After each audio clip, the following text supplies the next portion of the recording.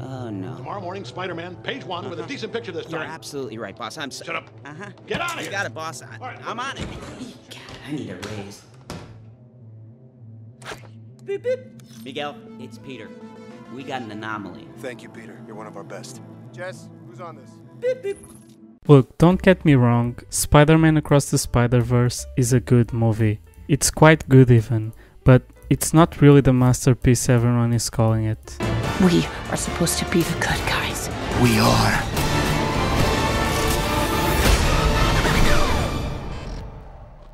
Directed by Joaquim dos Santos, Cam Powers and Justin Thompson, this movie had me most of the way.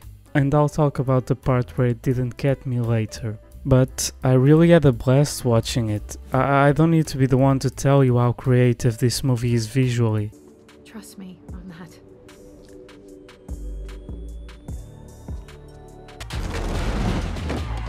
Catching all sorts of bad guys. Even though I think that Into the Spider-Verse was even more cartoony with the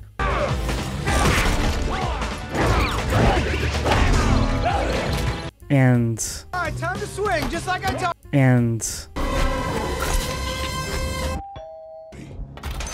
What just las arañitas? I do think we gotta step up in this department, and that's saying a lot because the first movie was already a visual feat on its own. But in Across the Spider-Verse we got a vast array of different animation styles. That's interesting. Abu Stereo, Ms. Stereo, Wow. video game guy, I love video games. another video game guy. Are you talking to me? And even a little Donald Glover cameo, which I'll never complain about.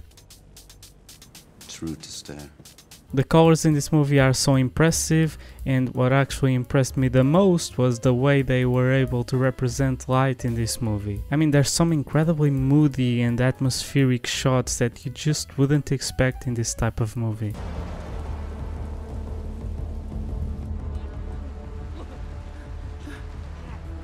For the most part, I really enjoyed the writing too. I think they were able to truthfully represent a 15-year-old boy, and his relationship with his parents felt sincere and real.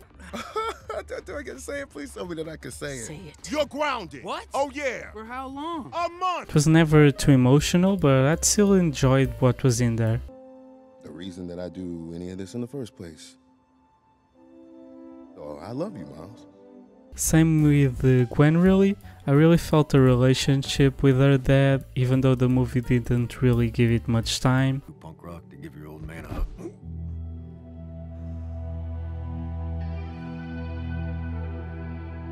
The voice acting carried those scenes amazingly. Gwen is voiced by Hailey Steinfeld, who I think gave an amazing performance, the best in the movie in my opinion. The dialogue was also incredibly funny all the way.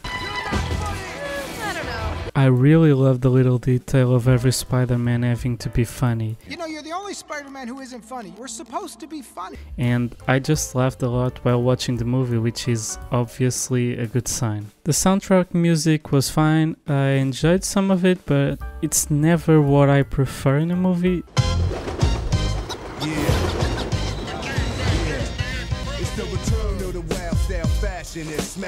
The score itself was very hit or miss. There were some parts that I really enjoyed, especially in the more moody, slow parts of the movie. My name is Miguel O'Hara. I'm this dimension's one and only Spider-Man. But the action sequences had some really generic music. When a movie looks this good, you'd really want the music to be able to live up to what you're seeing. Now I have two big problems with this movie. Let's talk about Spot first. I am the Spot. Jason Schwartzman voiced Spot, and it seems like Jason is cooking in 2023. He was already my favorite actor in Asteroid City, and is close to being my favorite here too. He's so simple and quirky, and it works so incredibly well for this villain that doesn't quite understand how powerful he is and is just trying to get through the day. I've never robbed anybody in my life. Please don't make this a bad experience for me. Until he actually figures out his true potential. My holes aren't a curse. They're the answer! His introduction scene is also hilarious, from his incompetence at using his powers, to the nonchalant way he tries to rob a store, to his small talks with Miles even being ignored by him for just being a run-of-the-mill bad guy. You left in the middle of a fight! I did not! It was Are you serious? It was inconsiderate and super rude, and a little cocky. That guy, he's barely a villain of the week! He's also just so interesting to look at. His body looks unnatural and his skin is ever changing. His design is not super creative because he kinda looks like a mixture of Slenderman and Rorschach, but he's still very interesting. So why is he a major problem for me? Well, it's just not a good villain at all. His origin story is like the most cliché thing ever. An innocent bystander gets his life ruined by the events of the previous movie.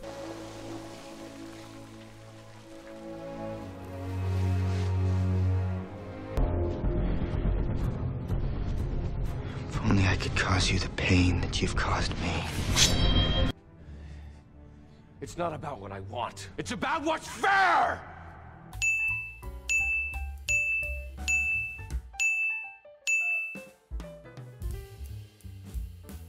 Where our hero saved the world, so he decides to get revenge on said hero. First of all, that's a pretty poor excuse to be a bad guy. Not only was Miles, saving the world, which by consequence saves you, he did also give you all of those powers you are using. And even more crazy than this is that Spot, which was introduced to us as a kind of witty and not even that bad, just kinda trying to get through the day. I'm so sorry! And execute revenge on Spidey, just turns into a genocidal maniac, willing to kill absolutely anyone. You'll finally have a villain worth fighting, and I won't be just a joke to you!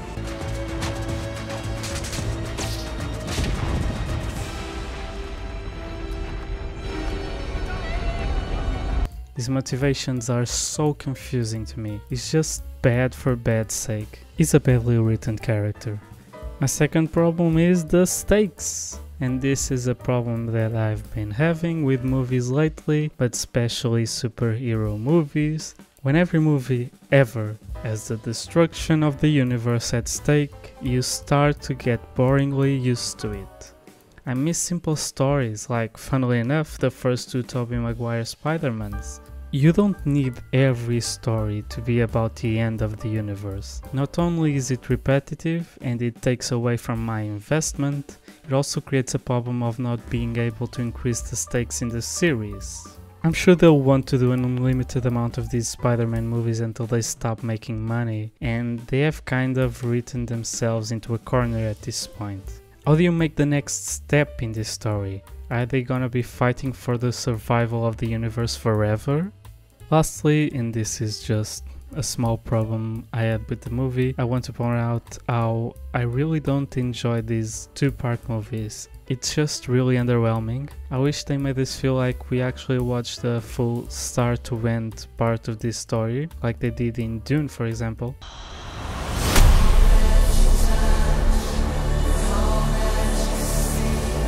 Here it kind of feels like the ending of a TV show episode, and it just left a bad taste in my mouth.